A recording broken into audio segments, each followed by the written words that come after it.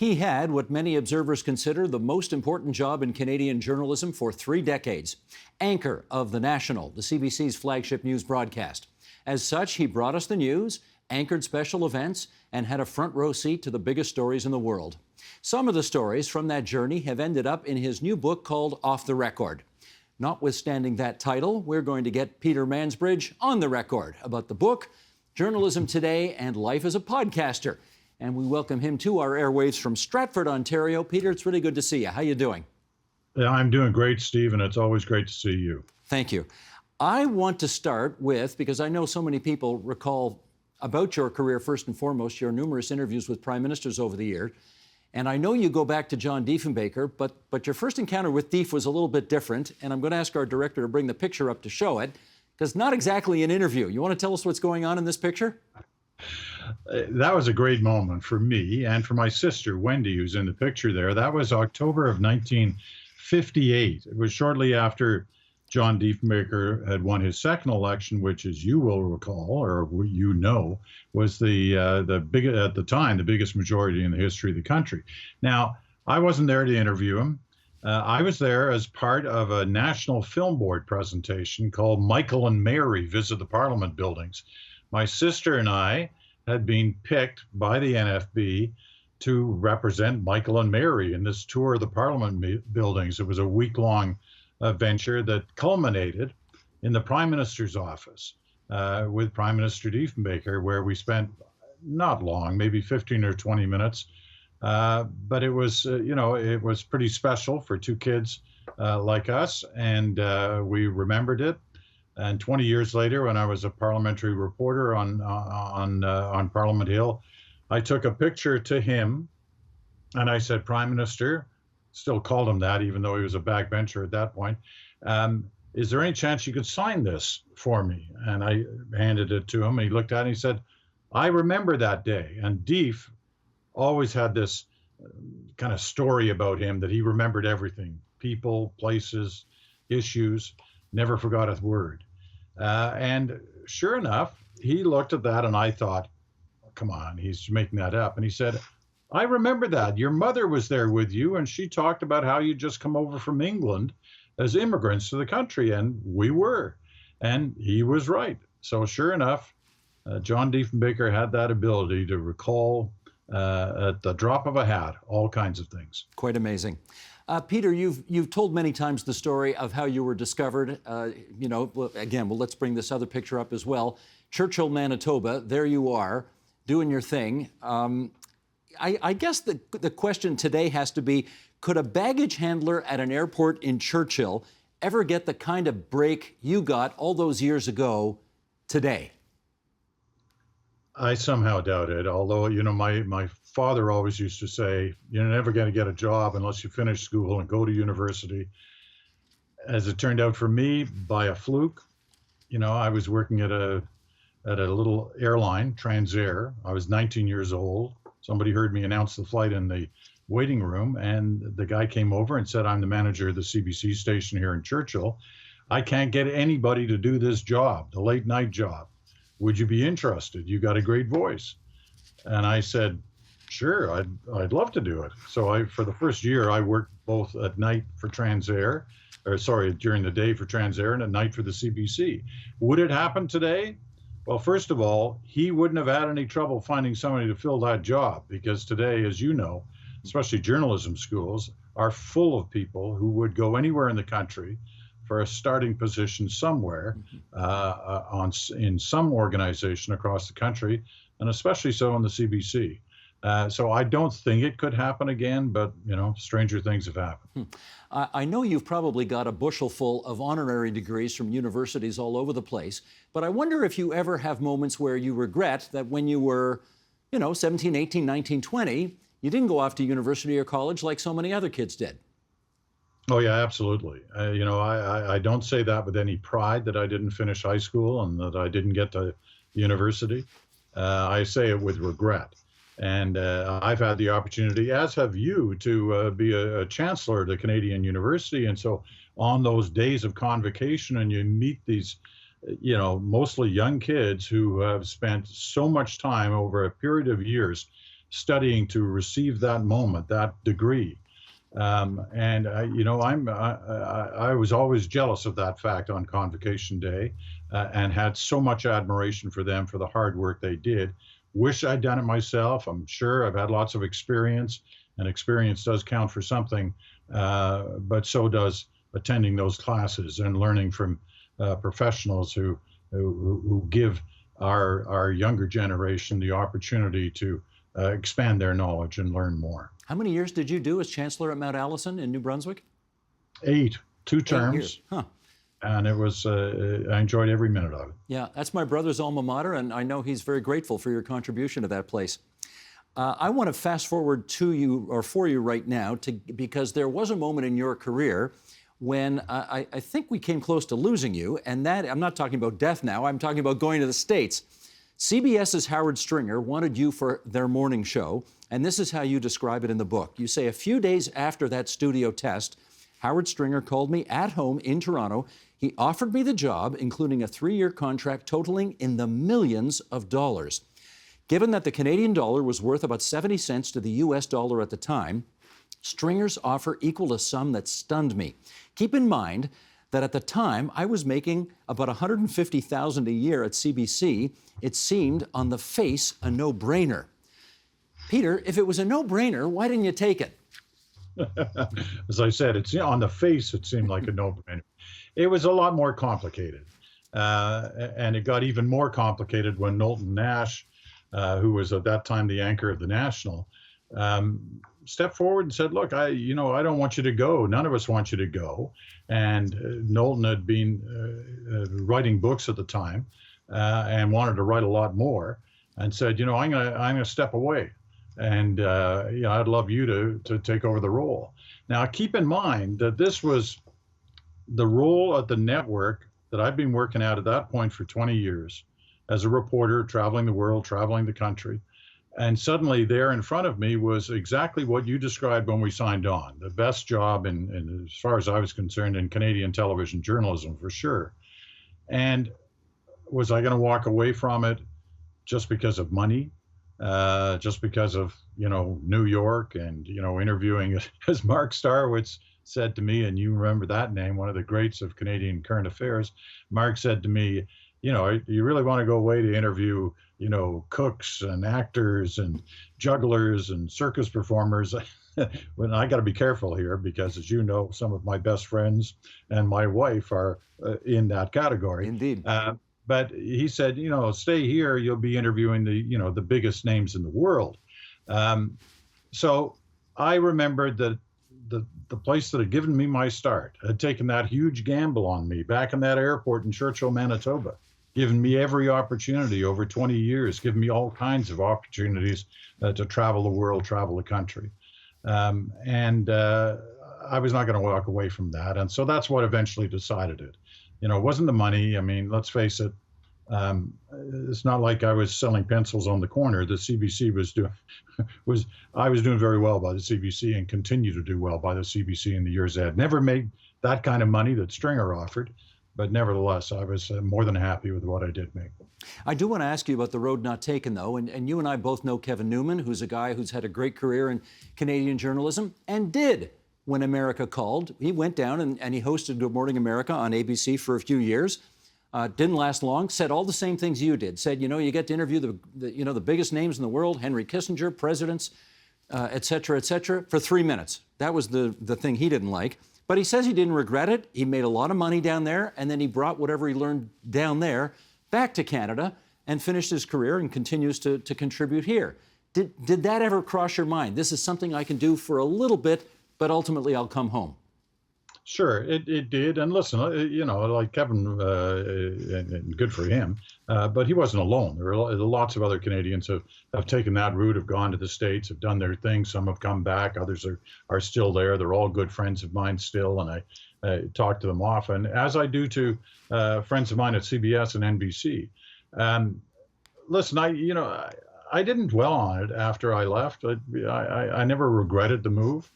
There were challenging times at the CBC to come on all sorts of different levels, but I never said, oh man, I wish I'd taken that job in New York. it never came down to that. I got to work with great people. I got to interview many of those, certainly the names that you just mentioned. I don't know how many times I interviewed Kissinger, but also, U.S. presidents, former presidents, current presidents.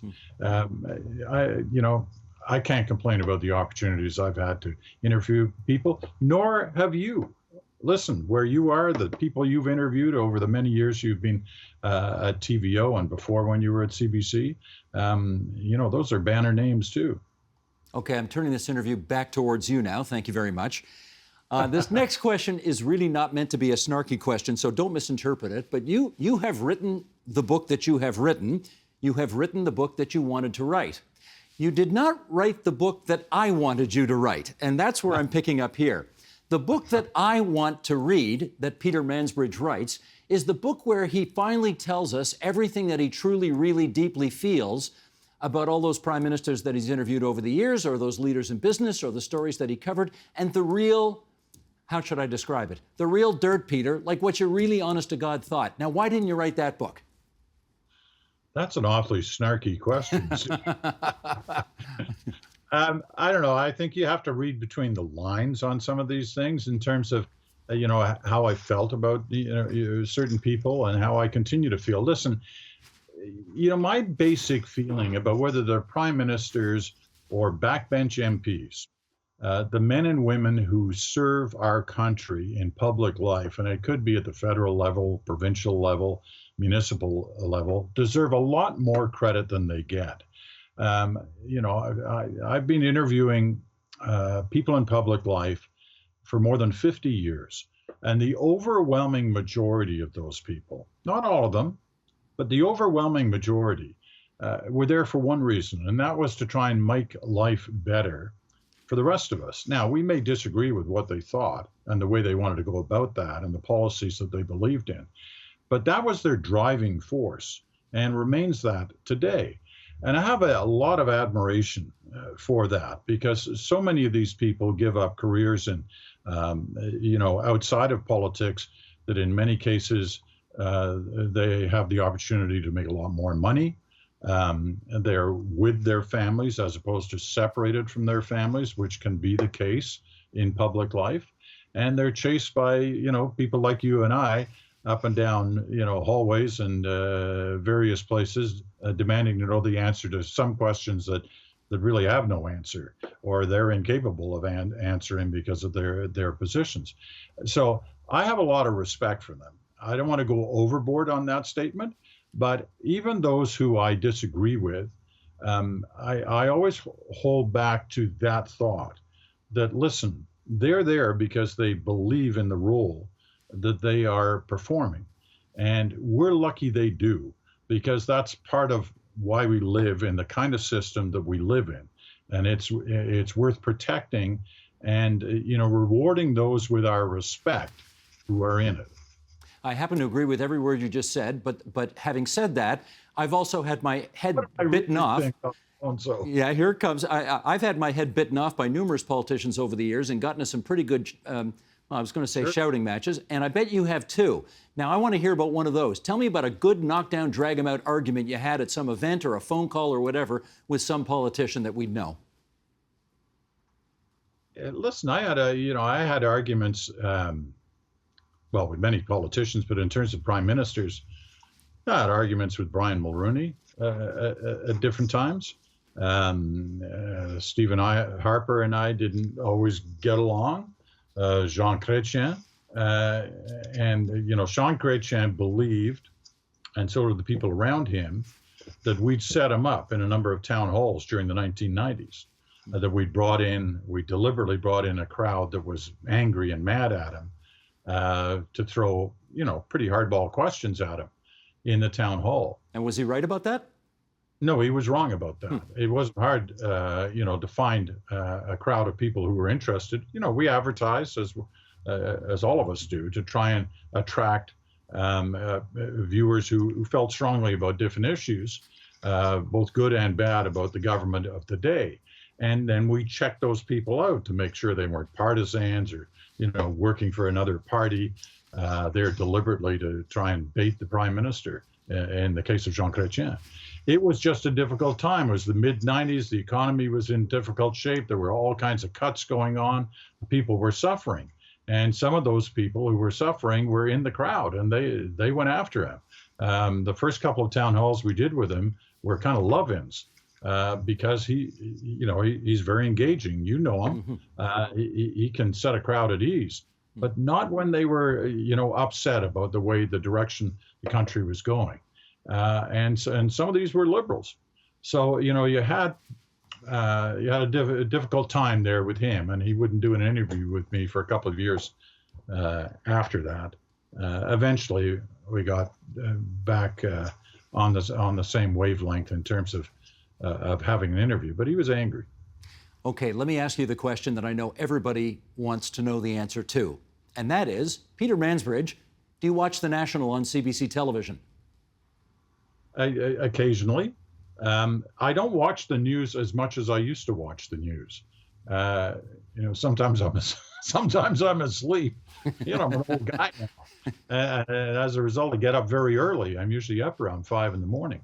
But I don't watch it every night. I don't watch any newscast every night like I used to. I'm not on that same clock that was the clock that chased every story that was happening. There's still a part of me that if I hear a siren going, a fire engine or a police car, I kind of look out the window, or I go, if I'm on the street or driving, I kind of watch to see where it's going, what it's doing. So that part of me, still exists. But other than that, if I watch the news, the odds are it's the CBC. But I don't watch it every night. Okay, to the extent that you watch it as much as you do you think it fulfills the mission and mandate of the CBC in the way that you think it ought to? Listen, I've got an enormous amount of respect for the journalists of the CBC in every corner of the place, whether it's local or national or foreign. There are some really strong journalists there. My issue when I have one with the CBC is not about the journalists. It's more at the management and the senior management, the executive management, and the kind of board level of the CBC.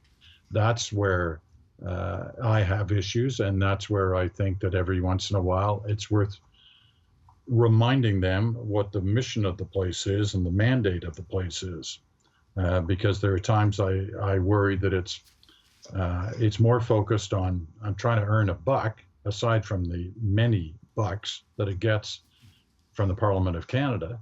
And as a result, it ignores certain parts of its mandate, which are the fulfillment of a news and current affairs agenda. Whenever you do a survey on the CBC and you ask people, what's the most important element for you of the national public broadcaster? They will say news and current affairs. They don't say hockey. They don't say the Olympics. Some will say arts and culture, and that's fine. That's part of the mandate. But almost always, every survey I've ever seen, the top is news and current affairs. And therefore, if it's the top, that should be where your biggest concern is about shaping the place, not dropping it for some sports event, not delaying it. I lost that battle for 30 years, as you well know, Steve, about how I'm a huge hockey fan. I'm a season ticket holder. I go to the Leafs. I live and die with the Leafs, and mostly die with the Leafs. But I always felt that hockey delaying the national was crazy. It made no sense for a national public broadcaster. No other network in the world delays its newscast. And I don't mean just public. I mean public and private delays its newscast as much as the CBC does for sporting events. Then we go through the Olympics, as we just did last year, and are about to again in the Winter Olympics if they occur. The national won't even be on the CBC. It wasn't on last summer for the Summer Olympics. They blew it out so sales could add a few more commercials. They kept Coronation Street, didn't drop it, but they dropped the national and said, "Oh no, it's on." It's on News Network, so it's still there. That's not a public broadcaster, the news network. I don't care what they say. You got to pay to get it. You don't have to pay to get the CBC. I want to ask you about under what system you think viewers are better served. And by that I mean, when you and I were coming up in journalism, you know, we knew who the big three main anchors were of the American network newscasts in the United States. We knew Walter Cronkite. We knew John Chancellor. We knew Tom Brokaw, Peter Jennings, Dan Rather. These were names we knew. I guarantee you 90% of the people watching this right now couldn't name you the three American network anchors right now, just because, well, and let's also state the obvious, they needed 4 people to replace you. So the day of the kind of seasoned veteran, significant anchor presence on a desk delivering the news, those days seem to be gone. And I wonder whether you think we were better served under those circumstances, or are we better served as viewers, consumers of news today, with what is clearly a less powerful voice of God, if I can put it that way, of the anchor? You know, it's a really involved question, Steve, and to get into it, we need a lot of time, because the issue is it's not quite as simple as that. Everything's changed. The landscape of television news, in fact, news in general, is considerably different than it was back in those days. I totally agree with you about the lack of knowledge what people would have in terms of trying to name who are the main anchors now in the United States. You know, in Canada, Lisa Laflamme is a well-known journalist with a reputation both on the as a foreign correspondent and as a domestic correspondent before she started anchoring. So she is the voice of CTV News. The CBC is a little, you know, I'm flattered that it took 4 people to go. I don't think it was the right decision, but it wasn't my decision to make. Nevertheless, you know, I think everybody, including the CBC, and that was part of the thinking behind this, is trying to determine what is the model currently to try and best inform the public and to attract and keep and maintain an audience. Because in this era, you know, you can lose your audience in a couple of nights. It can take you years, if ever, to regain it. So that's the challenge that all these networks have. They've all been losing audience, some much more than others, and many are trying to find what is the right formula. Mm-hmm. It's not just a Canadian thing. We've seen it in the States. We see the constant shuffle and change, especially in the, you know, the cable news operations of in the U.S. of trying to determine how best to inform their public. Is it through opinion or is it through hard journalism? You know, I think you and I are from the old school, which is hard journalism. That's what we believe in. But some network executives feel that just doesn't sell anymore. And that's a sad commentary on where we are and what we've created. Since you opened the door there a little bit, I'm going to walk through it. If you would not have replaced you on the National with 4 anchors, whom would you have selected had you had the choice? Yeah, forget that. Don't go there. You know, I understood what they were doing. I just think that it was, you know, I believe that the viewers like a certain consistency and like to feel comfortable with 1 or at the most 2 people in those positions.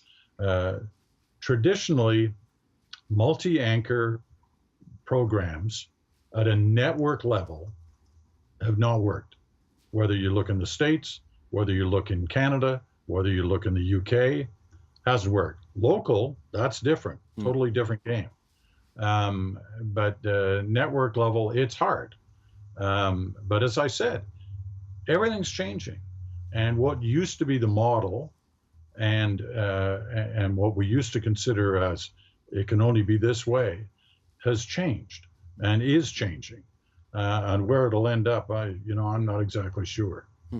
Peter, the time has flown by. I've got time left for one more question, and that is I want to ask you about The Bridge, which is the podcast you've been doing since you left the anchor chair at the National. And you know, because I tell you every now and then, I'm a devoted listener to The Bridge.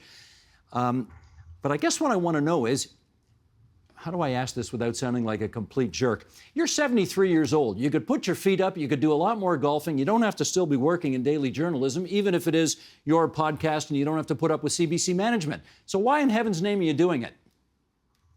You kind of got the reason right there at the end. It's my, I started it about a year after I'd retired because my son pushed me into it. Said, look, why don't you do it? It's fun. And so I started one. I do it actually from this very desk. I do it each morning. I started doing it as a hobby. It started to pick up an audience. And then there was this kind of mini bidding war between a couple of different news organizations over buying the distribution rights to it. And once I succumbed to that, I was kind of locked in to keep doing it. But I enjoy it. As I said earlier, I get up early in the morning. I'm up around 5:30 at the latest. And, I kind of survey what's happening in different parts of the world and, of course, in Canada. And I make a determination usually around that time of what to do. But I have certain regular features, all of which are, are quite popular. And it's kind of fun to keep your hand in it, but at your own pace and at your own direction. Like nobody tells me what to do. Mm-hmm. And I just sort of do it. And it's not a newscast, it's a podcast. So it's kind of my rant and rave, my ramblings. And away we go. But I'm still doing journalism in the sense that I do documentaries. I just came out of the Arctic, where I'll be having a documentary on later this winter on the CBC about climate change and Arctic sovereignty, and it'll be pretty good. I do 2 major 1-hour docs a year. I'm teaching a little bit at the Monk School. I give speeches. I'm sitting on a few boards, so I'm keeping busy. But unfortunately, you did have to remind me how old I am. So maybe I'll have to pull back on a couple of those. You're a very young 73, and you are still cooking with gas. So keep on keeping on, Mr. Mansbridge. Thanks, Steve. It's a treat seeing you. Take care. Pleasure's ours. We're happy to remind people the book is called Off the Record. And, of course, there is the podcast, The Bridge. That's from Peter Mansbridge. Thanks, Peter. Thank you, Steve. The Agenda with Steve Paikin is made possible through generous philanthropic contributions from viewers like you. Thank you for supporting TVO's journalism.